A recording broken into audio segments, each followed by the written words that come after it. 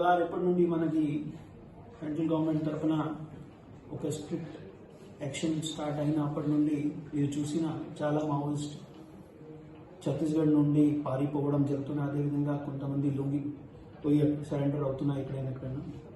ఈ క్రమంలో బిర్దో దేవా కూడా ఈరోజు మనకి సరెండర్ అవుతున్నాయి. ముఖ్యమైన అతనికి పరిస్థితిని చూస్తే ముఖ్యమైన మనకి ఆపరేషన్ కగార్కి సక్సెస్ కూడా ఉంటున్నాయి.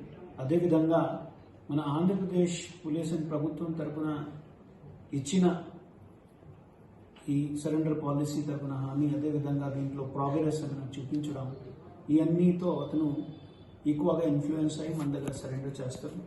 అదేవిధంగా కొన్ని అతని పర్సనల్ అండ్ ఫ్యామిలీ ఇష్యూస్ కూడా ఉన్నాయి. ముఖ్యమైన అతను చెప్పిన దాంట్లో మనకి తెలిసిన కారణం మావోయిస్ట్ పార్టీలో ఇప్పుడు ఎక్కువగా డిస్క్రిమినేషన్ జరుగుతున్నాయి. లోకల్స్తో సీనియర్ లీడర్షిప్ చాలా బాగా ఎక్కువగా డిస్క్రిమినేట్ చేస్తున్నాయి. కాబట్టి అతను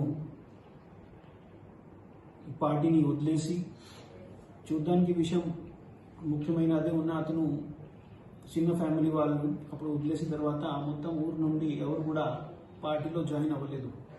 అతను సింగిల్ సొంత ఊరు నుండి జాయిన్ చేసేవాళ్ళు. అతన్ని కూడా అతను చెప్పిన విధంగా చాలా డిస్క్రిమినేషన్ జరిగినది.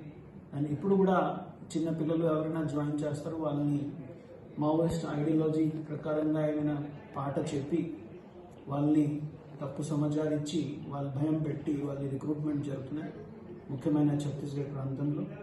సో అతను ఇవన్నీ చూసి ఇప్పుడు ఒక మెచ్యూర్ ఏజ్లో వచ్చిన ఇవన్నీ సమాచారం కొద్దిగా సరిగా అర్థం వస్తున్నాయి. సో మన దగ్గర వచ్చేసి సరెండర్ చేస్తున్నాం. అతను ఏసీఎం కార్డర్ ర్యాంక్లో ఇప్పుడు సరెండర్ అవుతున్నాయి. కాబట్టి నియర్లీ 5 to 6 lakhs అతని పైన క్యాష్ ఇవ్వడం అతనికి అది మన ప్రభుత్వంకి రాసి అతనికి ఏమైనా ఇంకా బెనిఫిట్స్ హౌస్ సైట్ సంబంధించి కానీ